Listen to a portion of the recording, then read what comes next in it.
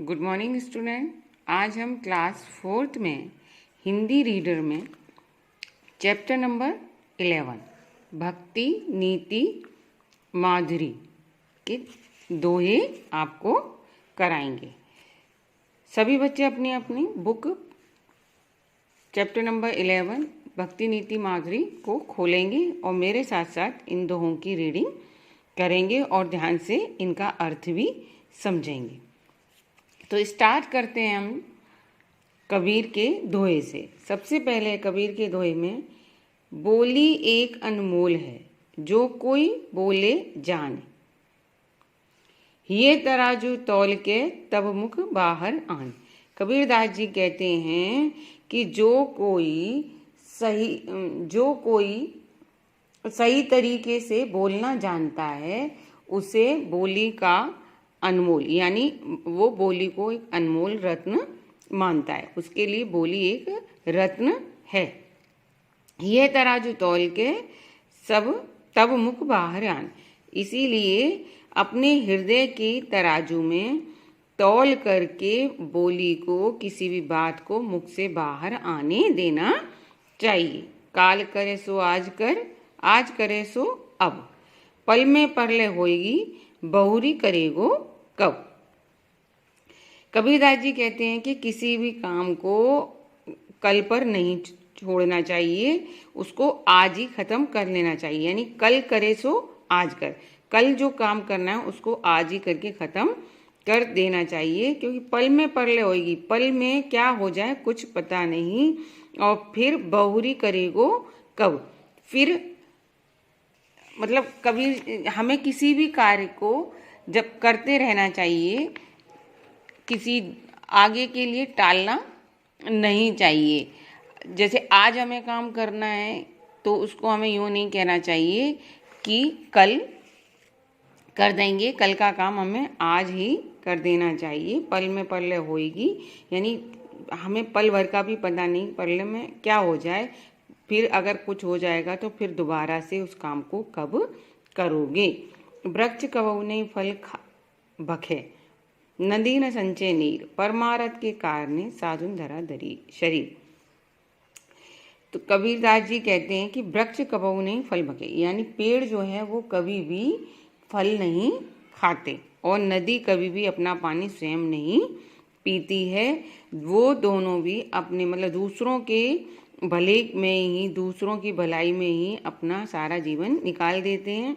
परमारथ के कारण साधुन धरा शरीर, यानी वह व्यक्ति जो दूसरों के लिए भलाई के लिए काम करता है वह साधु के समान होता है, यानी वह व्यक्ति साधु होता है जो दूसरों की भलाई के लिए काम करता है। हमें हमेशा दूसरों की भलाई के बारे में भी सोचना चाहिए। रहीमन चुप हबे बैठिए, देखी दीनन को फिर, जब नी के दिन आइए मानत ना लागी है बीर। ये हैं रहीम तो अभी हमने पढ़े कबीर के, ये हैं रहीम के। रहीम दास जी क्या कहते हैं, रहीमन चुप हबे बैठिए, देखी दीनन को फिर, दिनन को फिर। रहीम दास जी कहते हैं कि जब बुरे दिन आए तब चुप ही बैठना चाहिए, मतलब जब हमारे दिन बुरे आ रहे हों या चल रहे हों तो हमें चुपचाप होकर बैठ जाना चाहिए। जब नी के दिन आए बनत न लगी है बेर, और क्योंकि जब अच्छे दिन आते हैं तो बात को बनने में देर नहीं लगती, जब हाल बात बन जाती है। जो रहीम उत्तम प्रकृति का करी संगत को संग, चंदन विष व्यापत नहीं लिपटे रहत भुजंग। रहीम दास जी कहते हैं कि जो उत्तम प्रकृति का यानी उच्च विचार वाला, अच्छे विचारों वाला, अच्छे व्यवहार वाला व्यक्ति होता है, उस पर कुसंग किसी बुरे व्यक्ति की संगत का कोई भी असर नहीं होता, यानी वह अपनी प्रकृति, अपने उत्तम विचार नहीं छोड़ता। जिस प्रकार से चंदन विष व्यापत नहीं लिपटे रहत भुजंग, जिस प्रकार से चंदन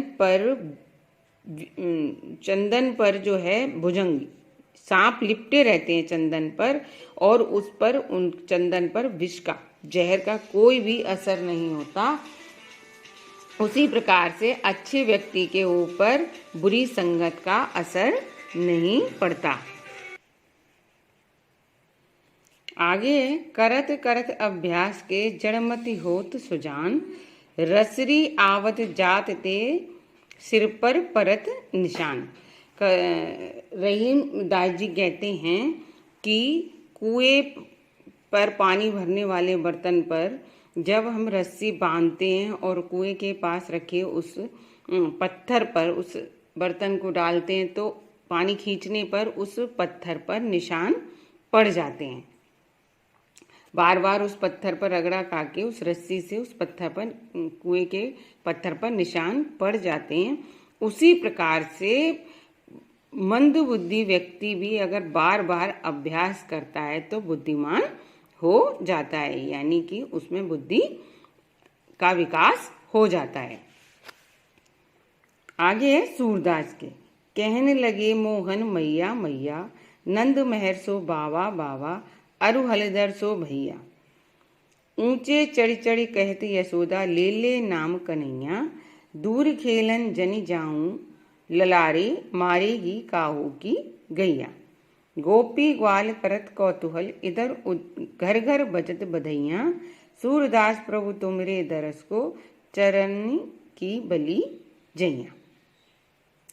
इसमें सूरदास जी जो है श्री कृष्ण के का वर्णन करते हुए कहते हैं कि उसमें कहने लगे मोहन, मतलब जब किशन जी जो है छोटे होते हैं और वो मैया मैया बोलने लगते हैं उस समय का वर्णन करते हैं। तो वो कहने लगे मोहन मैया मैया, कि मोहन जो है श्री कृष्ण जो है मैया मैया कहने लगे हैं। नंद महर सो बाबा, और बाबा नंद बाबा को बाबा बाबा कहने लगे हैं। बलराम जी को भैया और बलराम को भैया, यानी यशोदा मैया को मैया मैया, नंद बाबा को बाबा और हलधर सो भैया, हलधर सो भैया यानी